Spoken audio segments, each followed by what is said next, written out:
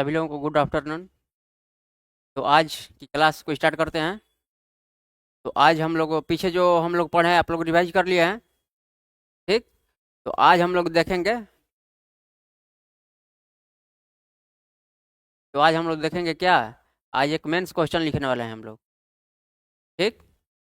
Mains question कैसे लिखना है जो कल लिखवाए हैं। क्या था क्वेश्चन?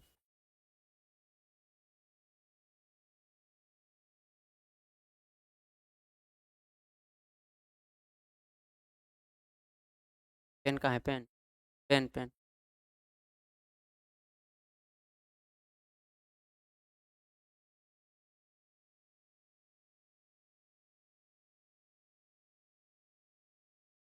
क्वेश्चन क्या था कि भारत में वर्तमान में रोजगार वृद्धि के लिए सरकार किस क्षेत्र को टारगेट कर रही है। ठीक। किस क्षेत्र को टारगेट कर रही है, यानी कि किस क्षेत्र में कदम उठाई है कि उस क्षेत्र में रोजगार के अवसर सृजित किए जा सकते हैं, यानी कि रोजगार दिए जा सकते हैं। ठीक। तो हम लोग देखेंगे जो सरकार जिस दिशा में काम कर रही है, प्रयास कर रही है, तो क्या हम लोग उस दिशा में सोच पा रहे हैं कि नहीं पा रहे हैं। जो हम लोग जहाँ जाना चाहते हैं वहाँ सरकार जा पा रही है कि नहीं जा पा रही है। ठीक।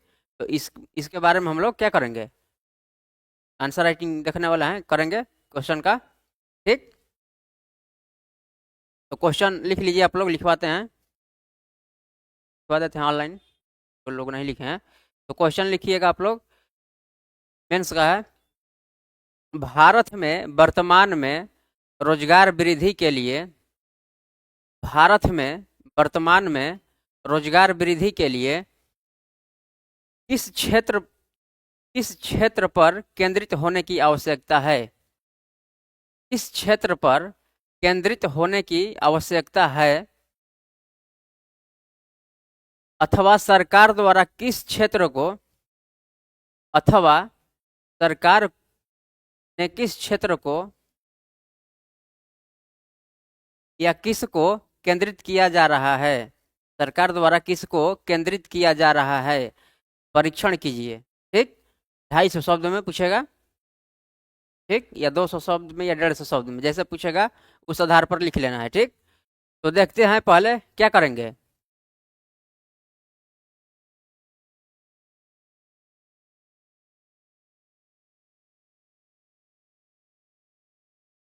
कहाँ? नोट में ये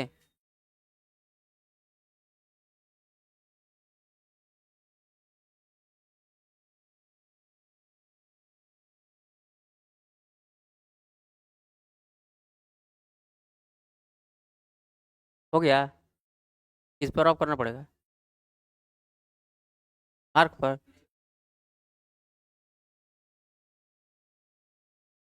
ये वाला आइए ना।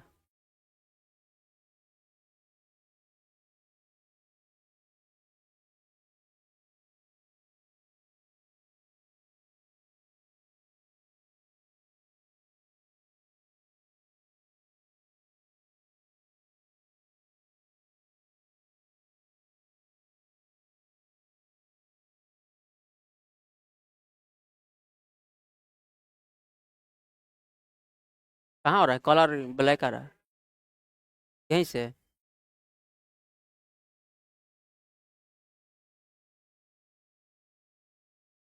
Thank you. हो गया। तो हम लोग देखेंगे सबसे पहले क्या, पहले देखेंगे कि सेवा क्षेत्र कि सेवा क्षेत्र में रोजगार सृजन किया जा सकता है कि नहीं। ठीक, संभावना है कि नहीं। तो सबसे पहले हम लोग क्या देखेंगे, सेवा क्षेत्र को। किसको? सेवा क्षेत्र को। सेवा क्षेत्र, या इसी को क्या बोलेंगे, सर्विस सेक्टर। ठीक। तो देखेंगे कि सेवा क्षेत्र, तो भारत के जीडीपी में किस क्षेत्र का योगदान सबसे अधिक है। सेवा क्षेत्र का कितना परसेंट? लगभग 55%। ठीक। तो क्या हो जाएगा कि सेवा क्षेत्र में जीडीपी का योगदान कितना है, सेवा क्षेत्र का जीडीपी में योगदान, जीडीपी का योगदान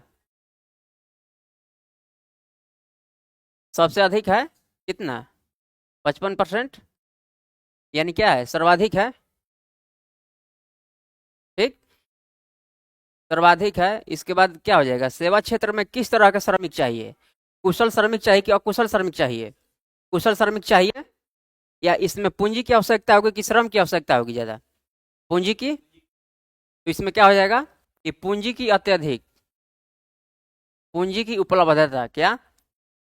पूंजी की अधिकता, अधिक पूंजी की आवश्यकता होगी। ठीक, पूंजी की अधिकता। जब पूंजी अधिक होगी तो श्रमिक कैसे चाहिए? कुशल श्रमिक, स्किल्ड, कुशल श्रमिक।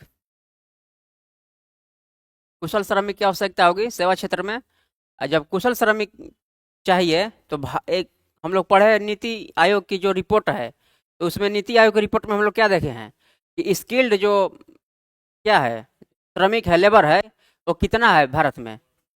4.7%। ठीक, सबसे अधिक कहाँ है? साउथ कोरिया में। कितना है? साउथ कोरिया में कितना है? 96%। उसके बाद जापान में कितना है? 80%। इसके बाद यूएसए में कितना है? 55%। चाइना में कितना है? चाइना में 35%। और इंडिया में 4.7%। ठीक, तो इसको लिखने के लिए आंसर राइटिंग में किस तरह हम लोग प्रयोग करेंगे हम बताएंगे। तो किसकी रिपोर्ट है? नीति आयोग की रिपोर्ट है। ठीक, तो भारत में क्या है? कुशल श्रमिकों की आवश्यकता पड़ेगी किस क्षेत्र में? टर्शियरी सेक्टर में, यानी कि सेवा क्षेत्र में। तो भारत में कैसे, यानी कि जब भारत में स्किल्ड लेबर है कितना? 4.7%, यानी कि लगभग 5% के आसपास। तो बच गए कितना? 95% लगभग। यानी कि 95% कौन से हैं? लेबर अनस्किल्ड है, यानी कि अकुशल है। ठीक, तो देखेंगे कि भारत में क्या है? अकुशल श्रमिकों की क्या है? अकुशल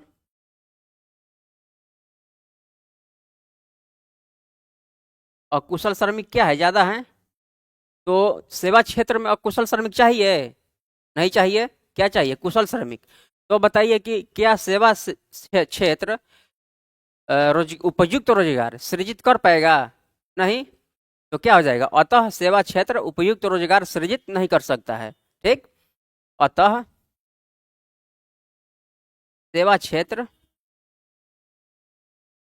अतः सेवा क्षेत्र क्या करेगा? उपयुक्त रोजगार, उपयुक्त रोजगार सृजित कर पाएगा? सृजित नहीं कर पाएगा। ठीक, समझ गए आप लोग? अब देखते हैं दूसरे पर आते हैं। कौन? कृषि क्षेत्र में आते हैं। ठीक, तीनों क्षेत्र को हम लोग देखेंगे कि किस क्षेत्र में रोजगार की संभावना है। ठीक, तो ये इसमें तो नहीं होगा। अब देखते हैं, आगे बढ़ते हैं। अब आ जाइए कृषि क्षेत्र में। किसमें? कृषि क्षेत्र में, एग्रीकल्चर सेक्टर। ठीक, इसमें कृषि क्षेत्र में। तो कृषि क्षेत्र को देखेंगे। सेवा क्षेत्र समझ में आ गया। कृषि क्षेत्र में देखेंगे कि इसमें कृषि क्षेत्र का जीडीपी में योगदान कितना है? वर्तमान में कम है। ठीक, तो देखेंगे इसमें क्या है कि कृषि का क्षेत्र जीडीपी में कितना है योगदान? योगदान कम है। ठीक, लगभग कितना? 18%। आज़ादी के समय कितना था? 55%। तो आज़ादी से लेकर वर्तमान समय तक कृषि क्षेत्र में जीडीपी का योगदान क्या है? घटा है कि बढ़ा है? घटा है। तो उस समय 55% था, अब हो गया वर्तमान में कितना? 18% लगभग। ठीक, तो जीडीपी में योगदान क्या है? कम है। इसके बाद देखेंगे कि रोजगार निर्भरता। ठीक, क्या? रोजगार निर्भरता को देखेंगे। रोजगार निर्भरता, तो रोजगार निर्भरता में देखेंगे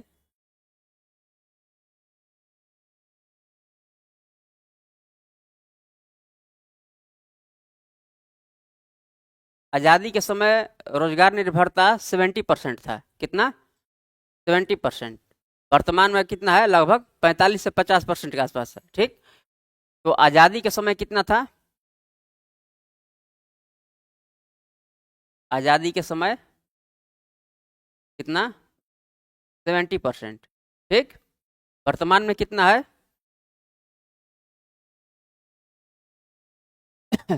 लगभग 55%। ठीक, 55 से 2-4% इधर उधर कर लेना है लगभग में। ठीक, इसके बाद इसमें क्या है? चुनौती क्या है रोजगार के लिए? रोजगार निर्भरता में चुनौती क्या है? तो इसमें दो चुनौती है। प्रच्छन्न बेरोजगारी, हम लोग कृषि में पढ़ चुके हैं।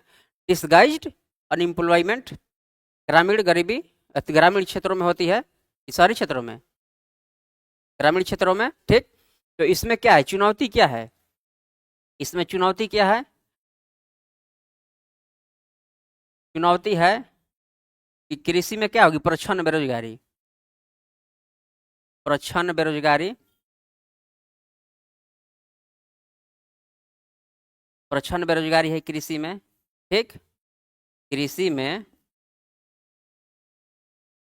क्या है? प्रच्छन्न बेरोजगारी। इसके बाद इससे क्या होगा? असंगठित क्षेत्र को क्या होगा? बढ़ावा मिलेगा। बताएंगे कि असंगठित क्षेत्र क्या है। ठीक, तो असंगठित रोजगार, तो इसमें असंगठित रोजगार, असंगठित रोजगार। ठीक, तो इसमें देखेंगे कि कृषि क्षेत्र में जीडीपी का योगदान कितना है? सबसे कम है, यानी कि टर्शियरी सेक्टर का ज़्यादा, उसके बाद सेकेंडरी, तब प्राइमरी। ठीक, तो प्राइमरी सेक्टर में कौन आता है? कृषि आती है। तो कृषि का सबसे कम है योगदान, कितना? 18%। आज़ादी के समय कितना था? 55%, यानी कि घटा है। ठीक, इसके बाद देखें कि रोजगार निर्भरता कितना है। तो आज़ादी के समय कितना था? लगभग 70% था। वर्तमान में कितना है? लगभग 45 के आसपास है। ठीक, 2-4% इधर उधर दे देगा तो लगभग में वही है। ठीक, इसके बाद चुनौती क्या है? कृषि में प्रच्छन्न बेरोजगारी है, और ये किस क्षेत्र का भाग है? असंगठित क्षेत्र, यानी कि असंगठित रोजगार को क्या देगा? बढ़ावा देगा। ठीक, बताएंगे कि ये है क्या। तो अब देखते हैं कि भारत में क्या है। हम लोग पढ़े थे कि सबसे अधिक रोजगार प्रदाता क्षेत्र कौन है? कृषि है। कृषि के बाद हम लोग पढ़े थे कि दूसरे पर कौन है? एमएसएमई है। ठीक, कितना करोड़ लोगों को रोजगार देता है एमएसएमई, मैंने विनिर्माण क्षेत्र? लगभग 11 करोड़ लोगों को ना, भूल गए आप लोग? नहीं लिखवाए हैं? 11 करोड़ लोगों को क्या देता है? रोजगार देता है। यानी कि कृषि क्षेत्र के बाद सबसे अधिक रोजगार किस क्षेत्र में मिलता है? विनिर्माण क्षेत्र में, यानी कि एमएसएमई क्षेत्र में। ठीक, अब देखते हैं लगभग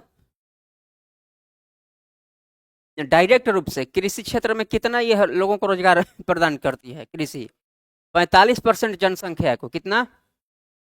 कृषि, कृषि में देखा जाए डायरेक्ट रूप से, यानी कि प्रत्यक्ष रूप से कितना? प्रत्यक्ष रूप से, प्रत्यक्ष रूप से 45% लोगों को क्या देती है? रोजगार। सुनिए, समझिए पहले, तब कृषि प्रत्यक्ष रूप से कितना परसेंट लोगों को, यानी कितने परसेंट जनसंख्या को यह रोजगार देती है? 45%। और अप्रत्यक्ष रूप से कहिएगा या परोक्ष रूप से कहिएगा, इनडायरेक्ट रूप से, परोक्ष रूप से। ठीक, इसमें प्रत्यक्ष रूप और परोक्ष रूप मिला दीजिएगा। प्रत्यक्ष यानी कि डायरेक्ट और इनडायरेक्ट। ठीक, दोनों मिला दीजिएगा तो कितना परसेंट? लगभग लगभग हो जाएगा आपका कितना? 65%। यानी कि 65 मैंने 65% लोगों को यह क्या करती है? कृषि रोजगार सृजित करती है। ठीक, तो क्या लगभग कितना बचा? 35%। तो में 65 घटा तो कितना बचा? 35%, यानी कि 35% बचा, तो इसमें रोजगार देना है। तो क्या आप लोगों को लग रहा है कि कृषि क्षेत्र में रोजगार तलाशना संभव है कि नहीं है? अगर संभव होता तो क्या होगा? कृषि में प्रच्छन्न बेरोजगारी बढ़ेगी, तो ये लोग क्या करेंगे? कृषि क्षेत्र में मूव करेंगे। तो जो हम पढ़ें कि प्रच्छन्न बेरोजगारी क्या है, अतिरिक्त या सीमांत उत्पादकता क्या हो, शून्य हो। यानी कि श्रमिक तो लगेंगे लेकिन उत्पादन क्या होगा, बढ़ेगा नहीं, शून्य होगा। तो कृषि क्षेत्र में रोजगार को तलाशना संभव है, उपयुक्त रोजगार, ठीक नहीं है। तो सेवा क्षेत्र में भी हम लोग देख लिए कि उसमें भी नहीं है, कृषि क्षेत्र में देख लिए कि वो भी नहीं है, ठीक। तो अब कौन बचा है, द्वितीय क्षेत्र, ठीक। तो अब चलते हैं कहाँ, द्वितीय क्षेत्र लिखवाएंगे, थोड़ा समझा लेते हैं, तभी तो मान लीजिए कि आंसर कर पाएंगे हम लोग, ठीक। ज़्यादा तो नहीं हो रहा है, एक बार समेटेंगे इस सबको तो समझ में आ जाएगा, फिर लिखवा देंगे, ठीक। तो देखते हैं कहाँ अब किस क्षेत्र बचा हुआ, कौन सा क्षेत्र, द्वितीय क्षेत्र यानी कि सेकेंडरी सेक्टर, ठीक।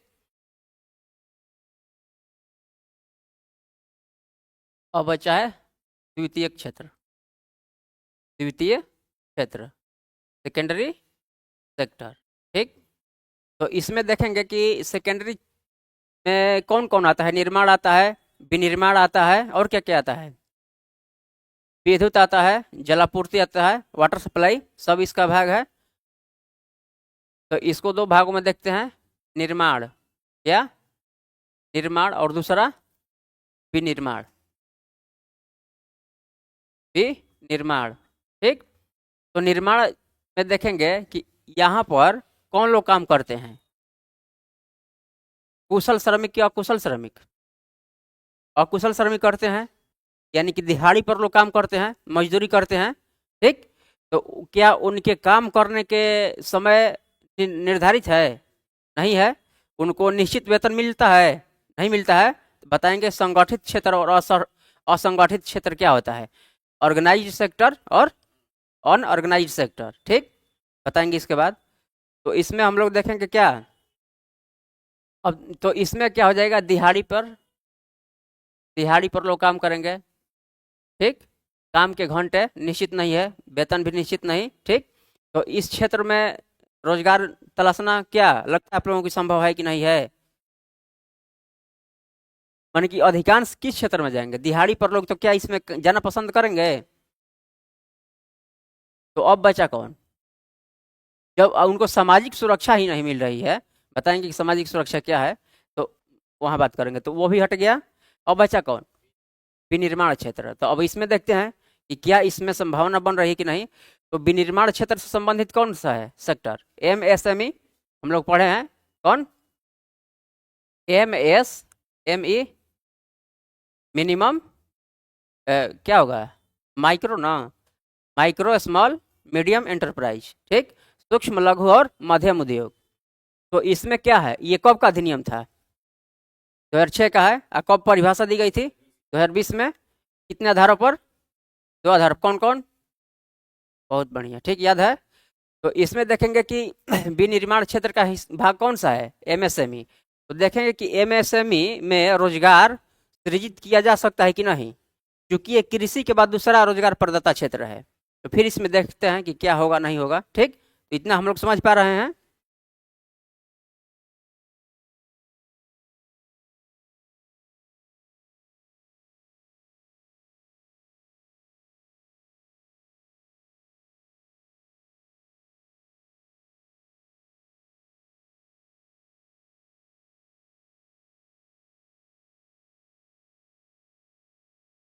देखिए ये MSME क्या है, श्रम आधारित है कि पूंजी आधारित है,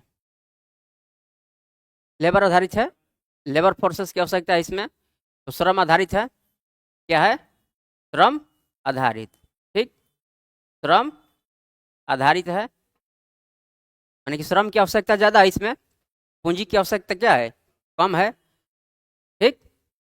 इसके बाद यह संगठित और असंगठित क्षेत्र को क्या करता है, बढ़ावा देता है, क्या करता है, संगठित क्षेत्र, बताएंगे कि है क्या, संगठित क्षेत्र और असंगठित क्षेत्र को क्या करता है, बढ़ावा देता है।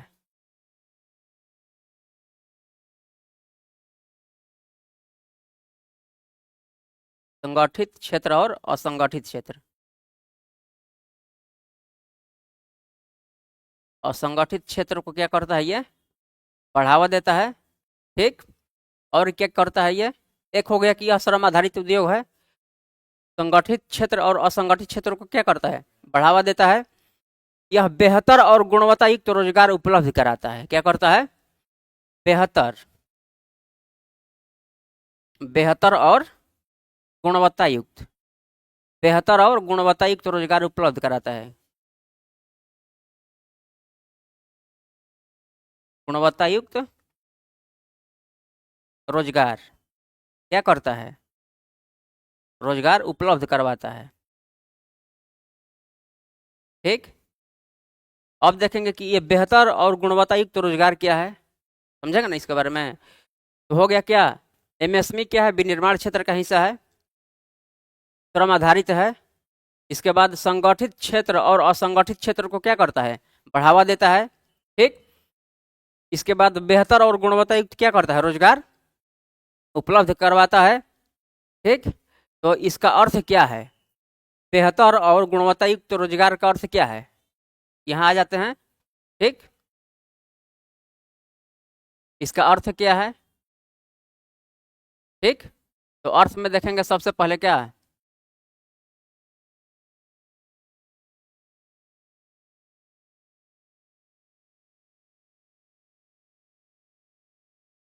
इसमें देखेंगे कि ये बेहतर और गुणवत्ता युक्त रोजगार का अर्थ क्या होता है। ठीक, तो इसमें जहाँ वेतन क्या हो, निश्चित हो, क्या हो, वेतन निश्चित हो, वेतन निश्चित हो। जब वेतन निश्चित होगा तो काम करने के घंटे जो हो क्या होगा, निश्चित होगा। ठीक, काम करने के क्या होगा, निश्चित होगा। ये संगठित क्षेत्र का हिस्सा होगा। ठीक, किस क्षेत्र का, ऑर्गेनाइज सेक्टर का होगा, संगठित क्षेत्र का भाग होगा। संगठित क्षेत्र किस क्षेत्र का, ऑर्गेनाइज सेक्टर का। ठीक, संगठित क्षेत्र का भाग होगा। जब ये संगठित क्षेत्र का भाग होगा तो क्या होगा, इसमें सामाजिक सुरक्षा दी जाएगी कि नहीं दी जाएगी, दी जाएगी। तो सामाजिक सुरक्षा क्या है हम बताएंगे, बीमा, पेंशन, ग्रेच्युटी, मातृत्व अवकाश जो सुविधा है, ये सब उसमें आता है सामाजिक सुरक्षा में। ठीक, तो इसमें क्या होगा, सामाजिक सुरक्षा दी जाएगी, सामाजिक सुरक्षा, सामाजिक सुरक्षा मिलेगी। ठीक, तो अब देखिए ये किस क्षेत्र का है, विनिर्माण क्षेत्र में है सब इतना। तो बताइए कि ये जो सुविधा मिलेगी तो आदमी इसमें काम करना पसंद करेगा कि ये दिहाड़ी मजदूरी पे कम करेगा, जहाँ की वेतन निश्चित नहीं है, काम करने के घंटे निश्चित नहीं है, सामाजिक सुरक्षा नहीं मिलेगी आपको। तो इस क्षेत्र में लोग जाना चाहेंगे, किस क्षेत्र में जाना चाहेंगे, विनिर्माण क्षेत्र में जाएंगे। तो क्या ये उपयुक्त रोजगार सृजित करने की ओर इस दिशा में है, आप लोगों को लग रहा है। इसलिए कि सेवा क्षेत्र को भी हम लोग देख लिए तो वहाँ हम लोग नहीं कर पाए। इसके बाद कृषि क्षेत्र में हम लोग भी देखे तो नहीं कर पाए। द्वितीय क्षेत्र में देखें निर्माण और विनिर्माण, तो निर्माण में भी संभव नहीं है। ठीक, इसके बाद विनिर्माण बचा। तो इसमें क्या है, एमएसएमई श्रम आधारित है, संगठित क्षेत्र और असंगठित क्षेत्र को क्या करता है, बढ़ावा देता है, बेहतर और गुणवत्ता युक्त रोजगार को क्या करता है, उपलब्ध करवाता है। तो इसका अर्थ क्या है, बेहतर और गुणवत्ता युक्त रोजगार का अर्थ क्या हुआ, जहाँ वेतन निश्चित हो, ठीक, संगठित क्षेत्र का भाग हो और जिसे सामाजिक सुरक्षा दी जाती हो। तो सामाजिक सुरक्षा में क्या होता है, तो सामाजिक सुरक्षा में हम बताएंगे कि वहाँ पर क्या होगा, बीमा होगा, जो लोग काम करेंगे, श्रमिक जो काम करेंगे तो उनको बीमा भी दी जाएगी। ठीक, बीमा, पेंशन, पेंशन भी मिलेगा। ठीक, ग्रेच्युटी। ठीक, इसके बाद मातृत्व अवकाश, मातृत्व मातृत्व अवकाश सब क्या मिलेगा, ये क्या है, सामाजिक सुरक्षा है। ठीक, तो ये सब आप लोग समझ पा रहे हैं। तो अब देखेंगे कि क्या जो हम लोग सोच रहे हैं सरकार इस दिशा में काम कर रही है कि नहीं, इस क्षेत्र सेक्टर को बढ़ावा देने के लिए कुछ कर रही है कि नहीं। तो सरकार क्या कर रही है, सबसे अधिक जोर भी इसी क्षेत्र पर दे रही है। किस क्षेत्र पर, विनिर्माण क्षेत्र पर, विनिर्माण क्षेत्र पर। ठीक, तो इसके लिए क्या कर रही है, पीएलआई योजना, पीएलआई योजना। ठीक, इसके बाद क्या कर रही है, मेक इन इंडिया कार्यक्रम, मेक इन इंडिया कार्यक्रम का क्या कर रही है, मेक इन इंडिया कार्यक्रम को संचालित कर रही है और ये योजनाएं है। तो यहाँ हम लोग देख लिए कि क्या है क्या नहीं है। तो आप लोग इस क्वेश्चन को लिखने की स्थिति में रहेंगे कि नहीं रहेंगे, लिख लेंगे कि नहीं लिख लेंगे? ठीक, फिर से आते हैं एक बार। बताइए, कृषि क्षेत्र में रोजगार, उपयुक्त रोजगार तलाशना है, तो कृषि क्षेत्र में हम लोग तलाश सकते हैं, क्यों नहीं? प्रच्छन्न बेरोजगारी की समस्या है, उसमें अधिक यानी कि अकुशल श्रमिकों की आवश्यकता होती है। ठीक, और असंगठित रोजगार को बढ़ावा देगा, तो इसमें हम लोग नहीं कर सकते हैं। ठीक, अगर वहाँ कृषि क्षेत्र में जनसंख्या का दबाव भी बढ़ेगा तो प्रच्छन्न बेरोजगारी आएगी, जिसकी उत्पादन सीमांत उत्पादकता क्या होगी, शून्य होगी। तो वहाँ पर जाने से कोई फायदा नहीं है। इसके बाद सेवा क्षेत्र को देखते हैं, तो सेवा क्षेत्र में क्या है, ये टर्शियरी सेक्टर, अत्यधिक पूंजी की आवश्यकता होती है, कुशल श्रमिकों की आवश्यकता होती है। नीति आयोग की रिपोर्ट के आधार पर भारत में स्किल्ड लेबर माने कि कुशल श्रमिक कितने हैं, 4.7% है, 4.7% है। ठीक, अकुशल कितने हो गए, लगभग 95%, 95%।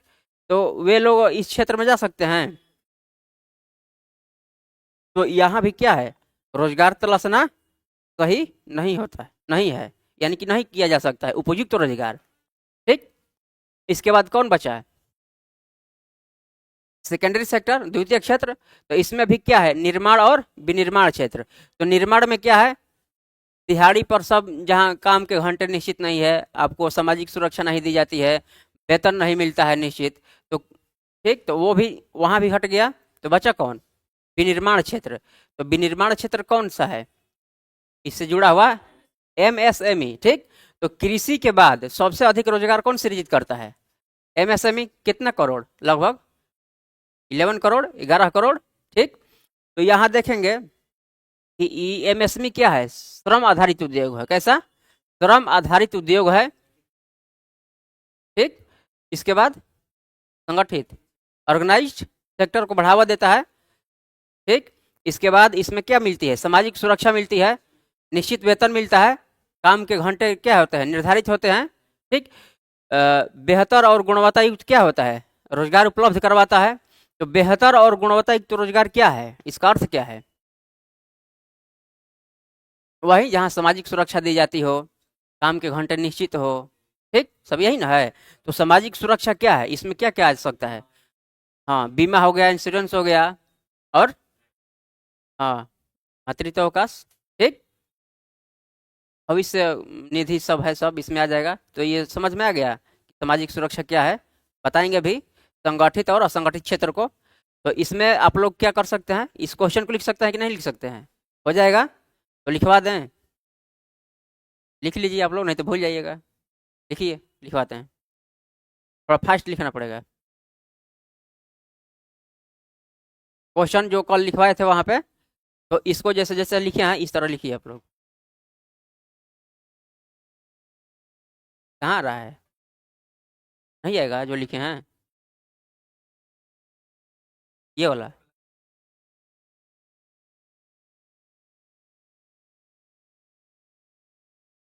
यहाँ से है, तो यहाँ से उतारिए आप लोग।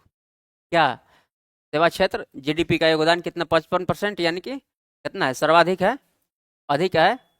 ठीक, इसके बाद लिखेंगे कि पूंजी की अधिकता होती है, कुशल श्रमिक, अकुशल श्रमिक ज़्यादा है भारत में, अतः सेवा क्षेत्र उपयुक्त उपयुक्त रोजगार सृजित नहीं कर पाएगा। इसको रिपोर्ट को दिखा देना कि इसके रिपोर्ट के अनुसार south Korea 96%, Japan 80%, USA 55%, China 35%, India 4.7%। लिखिए,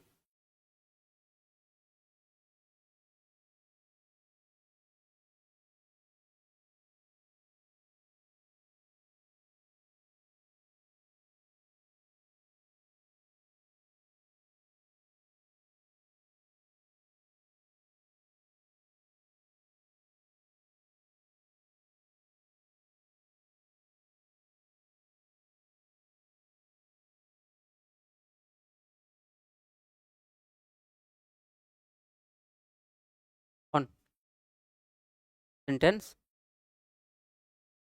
इसी तरह लिख लीजिए, अपने से बना। हाँ, जैसे कि चार्ट है ना, चार्ट रूप में भी बना के लिखिएगा ना, जैसे कि मान लीजिए कम शब्द में लिखना होगा, तो इस तरह आप लोग लिख सकते हैं, मेंशन कर सकते हैं, तो अधिक नंबर मिलेगा, ठीक। अब लाइन बाय लाइन अगर पूरा लिखेंगे तो क्या होगा, 250 शब्द से ज़्यादा हो जाएगा, तो सब इसमें मेंशन कर देना अधिक से अधिक।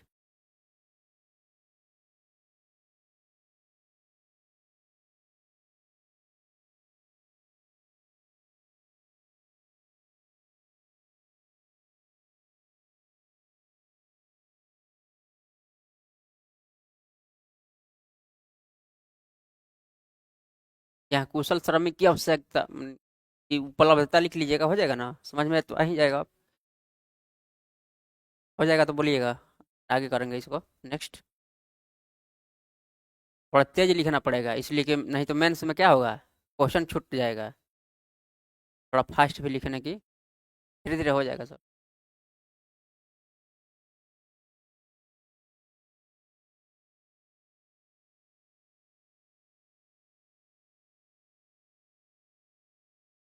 अब है ना, 10 मिनट हो गया।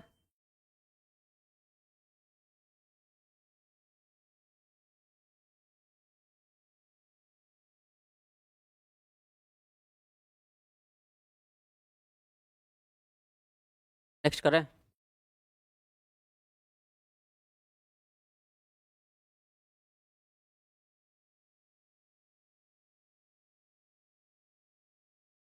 कहाँ हो रहा है ये वाला।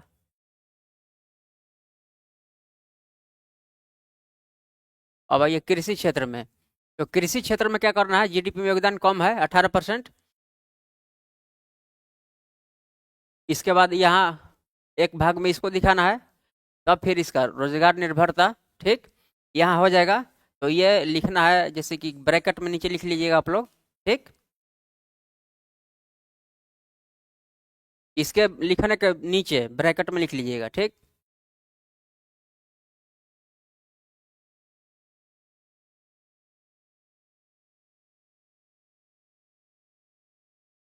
दिखाई दे रहा है ना।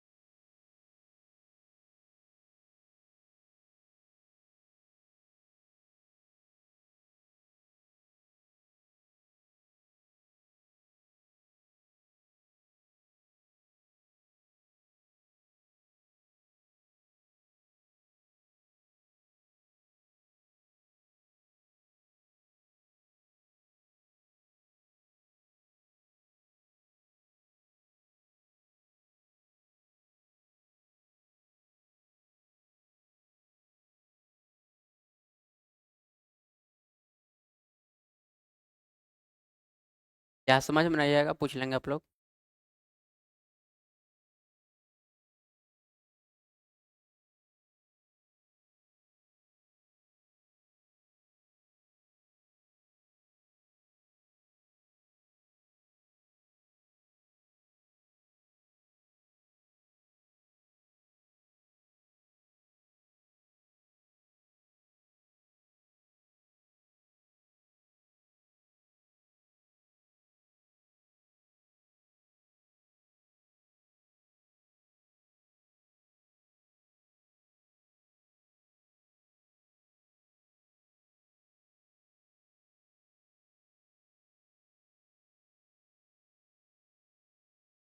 इसको, हाँ, नीचे ब्रैकेट में लिख लीजिएगा कि कृषि में प्रत्यक्ष रूप से कितना देता है ये रोजगार, 45%। और प्रत्यक्ष और परोक्ष माने डायरेक्ट इनडायरेक्ट दोनों को मिला दिया जाएगा तो कितना होगा, 65% लोगों को क्या करता है, ये रोजगार देती है कृषि। हो गया, आगे बढ़ें।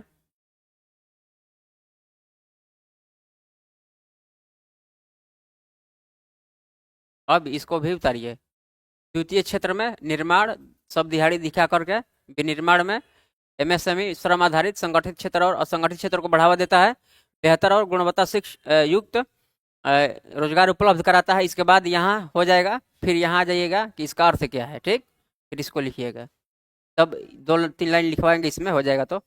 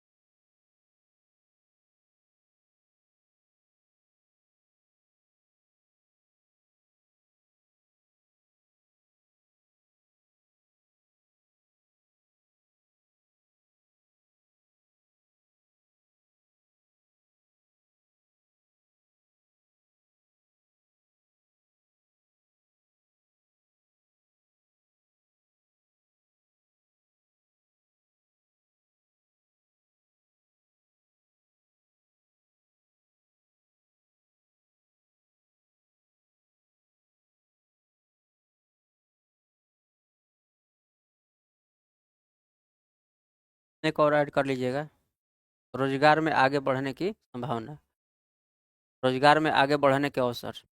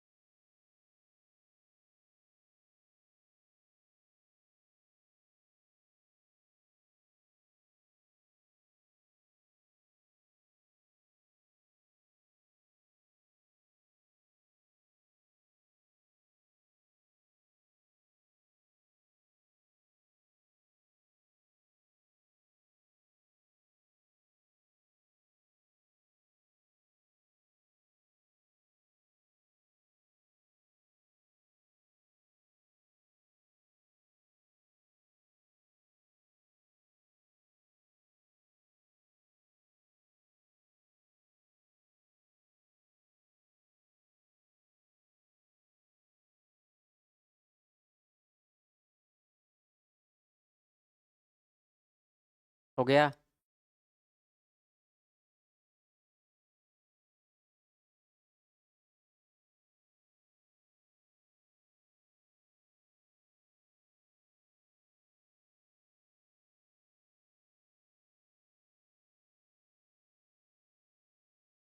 बेहतर निश्चित संगठित क्षेत्र, सामाजिक सुरक्षा, जैसे में बीमा, पेंशन, ग्रेच्युटी।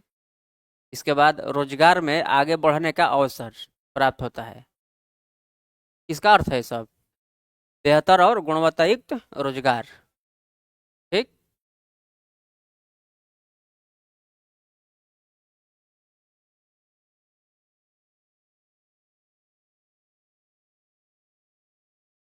हो गया। पैराग्राफ चेंज करके लिखेंगे, ठीक। लिखिएगा कि अतः सरकार रोजगार के लिए, अतः सरकार रोजगार के लिए, अतः सरकार रोजगार के लिए सबसे अधिक विनिर्माण क्षेत्र में, सबसे अधिक विनिर्माण क्षेत्र में केंद्रित है, सबसे अधिक विनिर्माण क्षेत्र में केंद्रित है।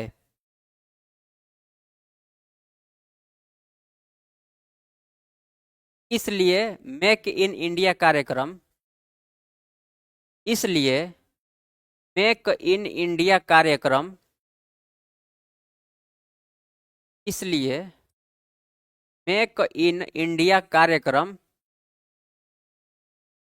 कमा पीएलआई योजना, पीएलआई लिख दे रहे हैं यहाँ पे, एलआई ये पढ़ेंगे, आगे है पीएलआई योजना, ये बजट में आया था, ये बताएंगे ये क्या है। पीएलआई योजना द्वारा सरकार LI योजना द्वारा सरकार देश में रोजगार सृजन पर जोर दे रही है। देश में रोजगार सृजन पर जोर दे रही है।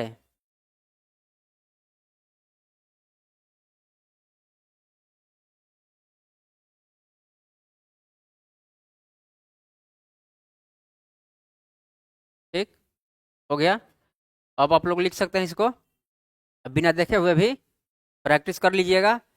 तो जैसे कि पहले होगा क्या, PYQ होगा, PT का 50 क्वेश्चन का टेस्ट। इसके बाद मेंस के लिए भी हम देंगे लिखने के लिए। ठीक है, तब आज इतना ही देखते हैं, फिर मिलते हैं कल। Thank you. इसको